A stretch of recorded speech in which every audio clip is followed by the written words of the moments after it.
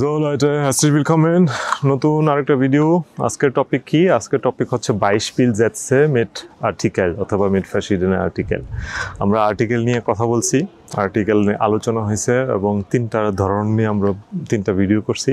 আজকে শুধু হচ্ছে আমরা কিছু উদাহরণ বাক্য দেখব। ওকে, স্পেশালি বেস্টিমটে, উনবেস্টিমটে অথবা এটাকে ডেফিনিটা, উনডেফিনিটারও বলা হয়। ওকে, তো এখন আসি, চলেন আমরা দুই একটা উদাহরণের কথা চিন্তা করি যে কি হবে। ঠিক আছে, যদি আমরা এখন একই কথা নির্দিষ্ট করে বলতে চাই অথবা অনির্দিষ্ট করে বলতে চাই। ওকে, নির্দিষ্ট করে বলতে চাই, অনির্দিষ্ট। যেমন আমার সামনে দিয়ে এখন একটা কুকুর হেঁটে যাচ্ছে। ওকে, আমি যদি এখন বলতে চাই যে এটি একটি কুকুর, ওকে, তাহলে আমি এখন কি বলবো? আমি বলবো হচ্ছে, এই যে চিন্তা করতে হবে। ঠিক আছে, এইটাই হচ্ছে আপনাদের প্র্যাকটিস। প্রথমে আমাদেরকে জানতে হবে কুকুর কি। ওকে, কুকুর হচ্ছে জার্মান ভাষায় ম্যাসকুলিন, কুকুরকে পুরুষ হিসাবে বিবেচনা করা হয়, ডেয়ার হুন্ড। এই জন্য এটা ডেয়ার হুন্ড আমাদের ডেফিনিট আর্টিকেলে, আর উনডেফিনিট আর্টিকেলে সেটা হয়ে যাবে আইন হুন্ড। তাহলে আমি বলতে চাচ্ছি প্রথমে এটি একটি কুকুর, তাহলে এটা হচ্ছে দাস ইজ আইন হুন্ড, দাস ইজ আইন হুন্ড।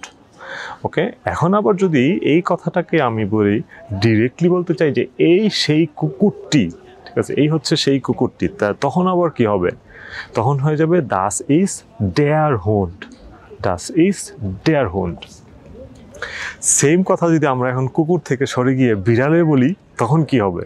ওকে, বিড়ালের ক্ষেত্রে যদি হয় তখন আমরা বলতে চাই বিড়াল হচ্ছে দি খাচ্ছে, মানে বিড়াল হচ্ছে ফ্যামিনিন, বিড়ালকে হচ্ছে ফ্যামিনিন হিসাবে চিন্তা করা হয়, মানে বিড়ালকে মহিলা হিসাবে চিন্তা করা হয়। তখন আবার যদি আমরা বলতে চাই যে এটি একটি বিড়াল, তখন সেটা হয়ে যাবে দাস ইজ আইন।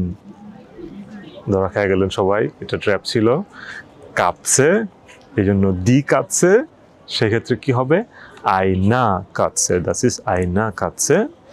আবার যদি আমরা এখন নির্দিষ্ট করে বলতে চাই, তখন সেটা কি হয়ে যাবে? তখন সেটা হয়ে যাবে দাস ইজ ডি খাচ্ছে, কারণ আমি নির্দিষ্ট করে বলতে চাচ্ছি। দাস ইজ আয়না খাচ্ছে, দাস ইজ ডি খাচ্ছে। অনির্দিষ্ট করে বললাম, নির্দিষ্ট করে বললাম। ওকে, এখন আবার যদি আসি গাড়ি, গাড়ি নিয়ে যদি কথা বলি, তখন কি হবে?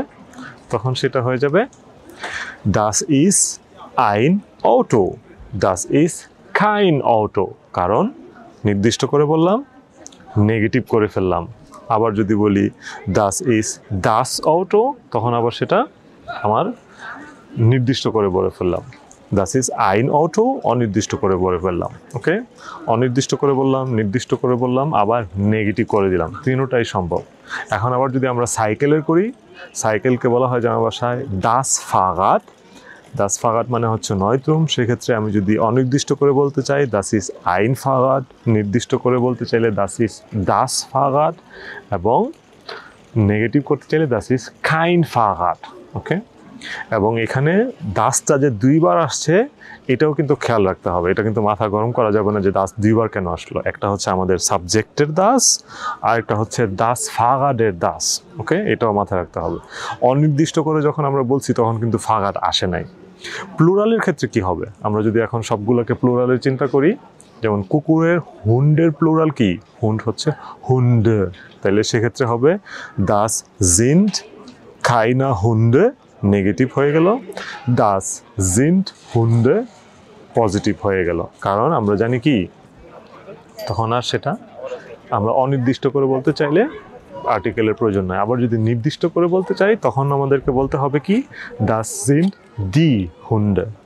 একইভাবে যদি আবার আমরা সাইকেলের কথায় আসি, সাইকেলের প্লুরাল কি? সাইকেলের প্লুরাল হচ্ছে ফারেডা, দাস ফাগাত দি ফারেডা। তাহলে এখন আবার যদি এখন বাক্যের ব্যবহার আনি, যে নির্দিষ্ট করে বলি দাস সিন্ড দি ফারেডা, নির্দিষ্ট করে বললাম। অনির্দিষ্ট করে যদি বলি, তখন হবে দাস জিন্ড ফারেডা।